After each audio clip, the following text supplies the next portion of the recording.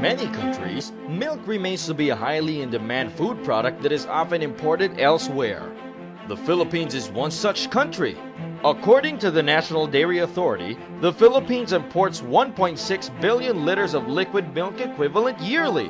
The National Dairy Authority, or NDA, has been trying to promote local milk production since 1995, when the National Dairy Development Act, or RA 7884, was signed into law. Small, very infantile, very young stage. Kaya precisely why we want to develop an industry. Practically, agriculture sector has covered all domestic animals except dairy. They created multi-year dairy animal procurement and breeding program that will enable NDA to bring to the country some 3,300 head dairy cattle for 2 years. So far, its efforts have resulted in the establishment of new farms all over the Philippines in the past 18 years, which in turn were able to produce 18.45 million liters of milk in 2012, up 12% from the 16.45 million in 2011. While this may sound impressive, the NDA says that the Philippines still has a long way to go if it hopes to sufficiently cover local, much less international demand for milk. Despite this, new farms continue to be established. One of the newest players in the local dairy industry is Albay's Canaway Dairy Farm.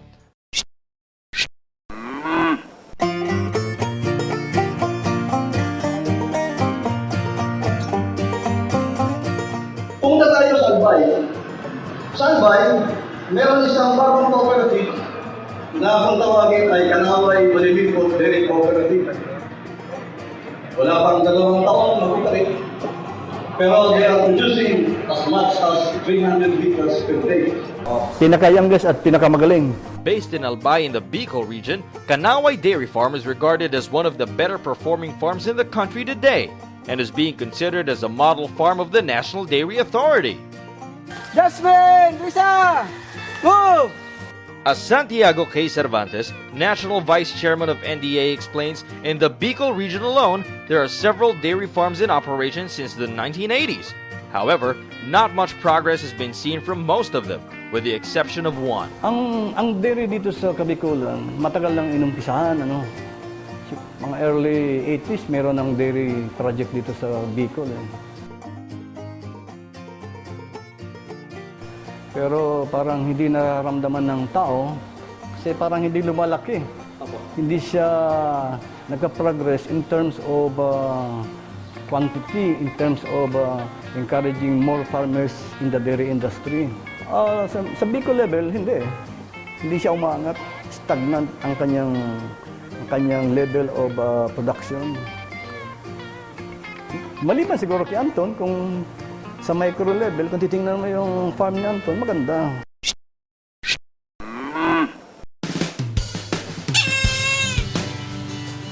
The Canaway Dairy Farm was born out of a simple idea to address the problem of malnutrition in one of Albay's first district.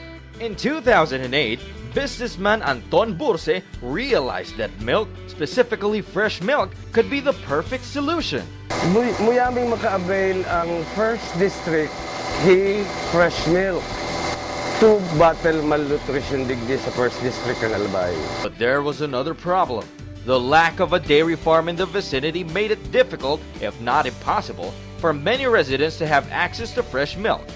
Seeing an opportunity, Burse immediately made contact with the National Dairy Authority, or NDA, to check his prospects. Nagdigdi sa mga technical persons kang National Dairy Authority, in-assess kita, eventually in 2009, nag-abot na so mga baka. Burse couldn't have picked a better time to bring up his idea with the National Dairy Authority, or NDA. As it turned out, the NDA was, and still is, looking at regulating the selling of foreign branded fresh milk by encouraging the establishment of more local dairy farms. And so, after much preparation, the Canaway Dairy Farm was established in August 2009. One of the biggest challenges in putting up a dairy farm is funding.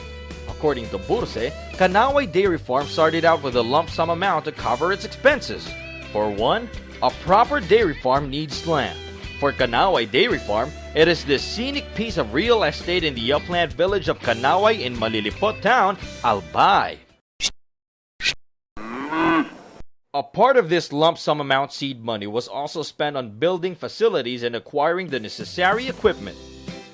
Kariba na pa yan sa pag-develop kang pasture, sa pagtanom kang mga forage grasses, truck, milking machine, then compressors.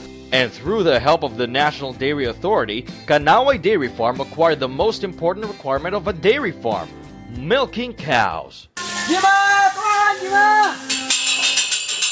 Ining mga baka, gari pasubli kang National Dairy Authority. Katawanan ninda kami kay 20 bados na baka, babayadan mi sinda in 5 years kung pirama na bados na baka ang pinasubli sa muya.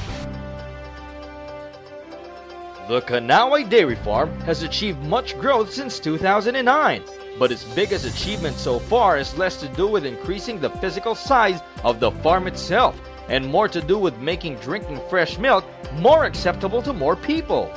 Basically, halos parehos lang kang inot. Kang inot, kulang sa market me. Ngunyan, nakaka-market na kami kang pigo-produce me. Canaway Dairy Farm is now regarded as one of the best sources of fresh milk in Albay. Its customers attest to the high quality of the milk it produces.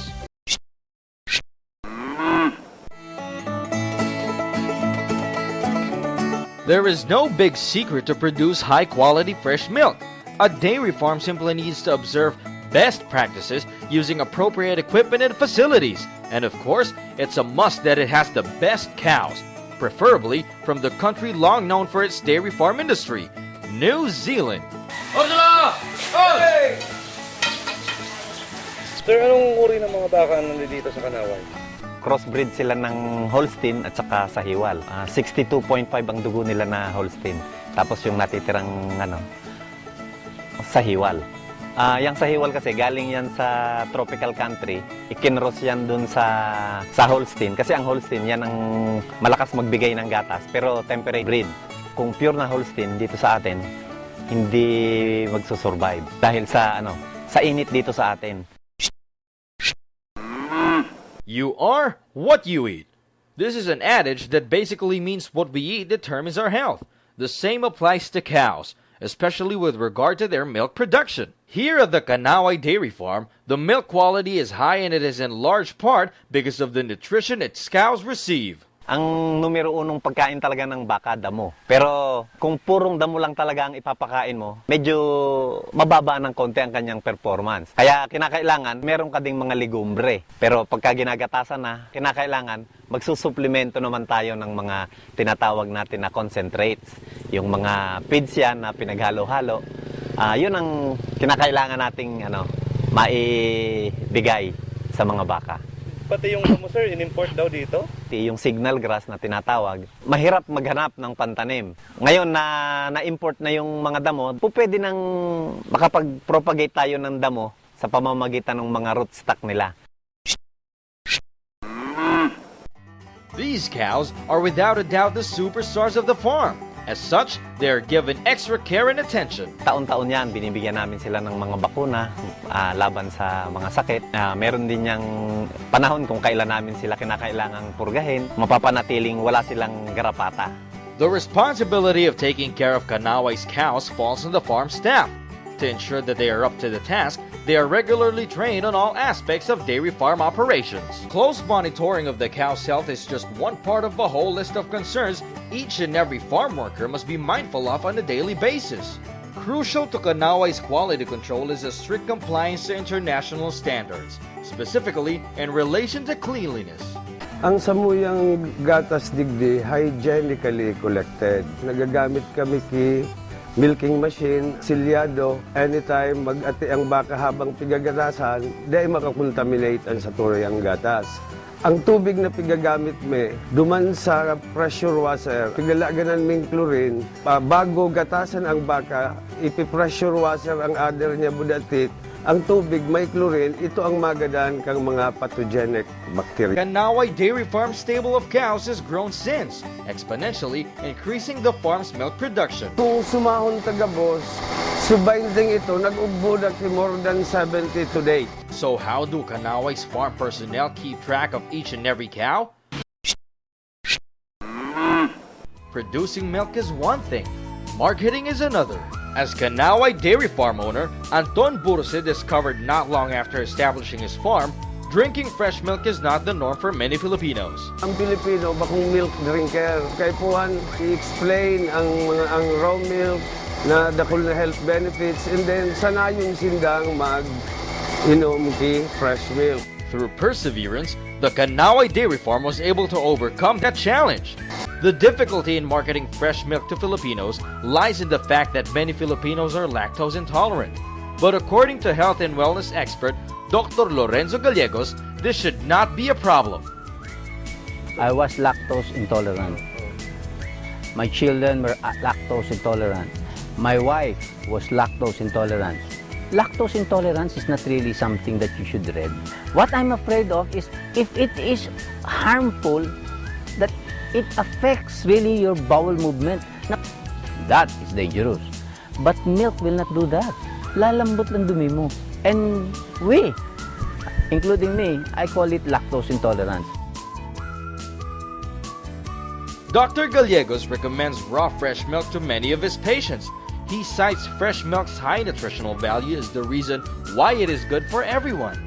Milk is just one of those I ask them to drink, okay? It's not the be-all and end-all of the things that I really prescribe to my patient. But the key to health and wellness of a person is the nutrient that they take in. 250 ml, raw, organic, cow's milk.